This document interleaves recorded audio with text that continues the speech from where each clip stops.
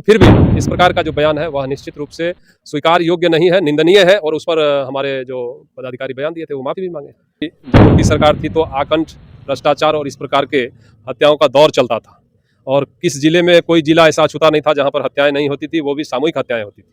लेकिन जो जिस प्रकार की घटना का जिक्र आप कर रहे हैं। नमस्कार दोस्तों, आज मैं उजियारपुर विधानसभा के दल सिसरा धरती पर हूं, जहां पर भारतीय जनता पार्टी के 20 सूत्री उपाध्यक्ष माननीय उपेंद्र कुशवाहा जी हैं। बातचीत करते हैं कि उनके जन्म दिवस पर क्या कुछ संदेश लेकर आए हैं। सबसे पहले मेरे चैनल में आपको स्वागत है। धन्यवाद, आपका भी बहुत बहुत सर, स्वागत। आज आपका जन्मदिन है, इसके लिए हमारे तरफ से और हमारे चैनल के दर्शक तरफ से आपको मुबारक हो।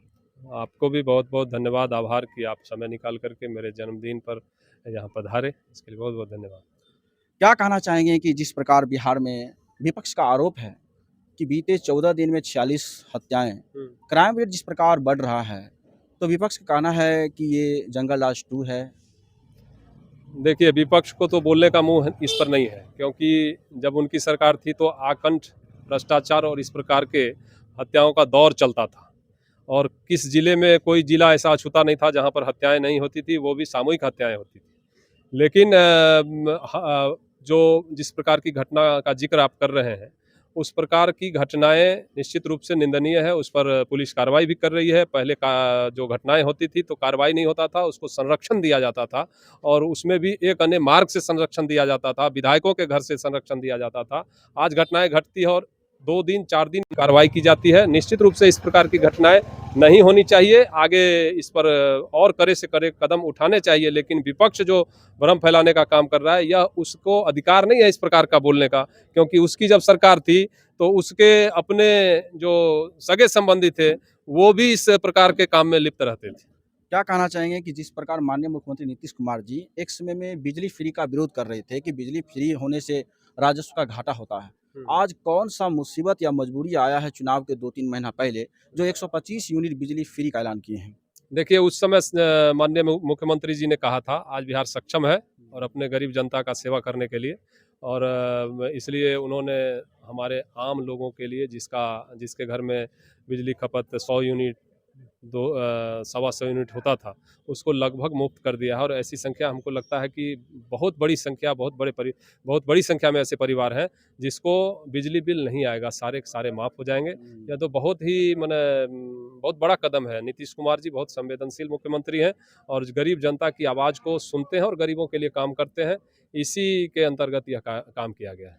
फिलहाल एडीजे किंदन कृष्णन ने जो बयान दिए कि मई जून जुलाई में इस प्रकार आपराधिक घटनाएं बढ़ जाते हैं, जब उनको पता था तो प्रशासनिक में कुछ कमी आई, और जिस प्रकार आरोप लगा रहे हैं कि किसान इस प्रकार जब बैठे रहते हैं तो इस प्रकार घटना होती है। देखिए, वो किस संदर्भ में कहे हैं, पूरा इंटरव्यू उनका सुनना चाहिए, लेकिन वो फिर भी संदर्भ ये है कि जो घटनाएं हो रही है, अभी जो हत्याएं बढ़ रही है, उस पे कुंदन कृष्णन का कहना है कि मई जून जुलाई में जब किसान बैठे रहते हैं तो इस प्रकार की घटनाएं बढ़ जाती है, तो नहीं, क्या? नहीं, वो थोड़ा हमको लगता है थोड़ा कट करके उसको दिखाया गया है।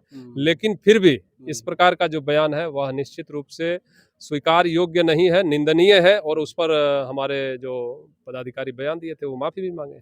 चलिए, क्या कहेंगे उजियारपुर विधानसभा में जिस प्रकार यहाँ की जनता रूबरू अपने विधायक से करना चाहती है, लेकिन समय पर नहीं मिलने के कारण असंतोष पैदा हो रहा है, और यहाँ की देख रहे हैं कि नल जल की समस्या और रोड की समस्याएं, जो खास करके मंसूर चक रोड में जब बात करेंगे तो आए दिन कई बार वहाँ पर दुर्घटनाएं हुए हैं, जिसका संज्ञान बहुत लोगों ने धरना प्रदर्शन दिया, लेकिन अभी तक कोई कार्रवाई नहीं हो पाई।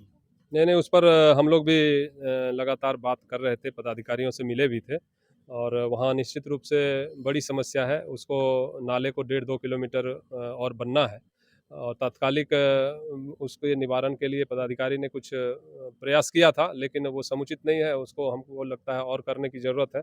आगे भविष्य में इस प्रकार का समस्या जो है उसको दूर होगा। आखिरी क्या कहना चाहेंगे कि उजियारपुर विधानसभा और बिहार की जनता, जिसमें अभी विकास दौर की तेजी और जिस प्रकार क्राइम रेट और जिस प्रकार लोग एक दूसरे पर आरोप प्रत्यारोप कर रहे हैं, इससे निजात पाकर आप अपने जन्म दिवस के अवसर पर क्या कुछ आखिरी संदेश देना चाहेंगे? मैं अपने जनता से अपने जन्मदिन पर कहना चाहूँगा कि आप मुझे आशीर्वाद दीजिए और मुझे भगवान करें इतनी शक्ति दे कि आपकी सेवा में 24 घंटे खड़े रह पाऊँ और महादेव से प्रार्थना करता हूँ कि आपके घर में हर प्रकार की खुशहाली आए और कोई न भूखा रहे, न कोई अशिक्षित रहे न कोई बेघर रहे, सब लोग खुश रहें, यही प्रार्थना करता हूँ ईश्वर से।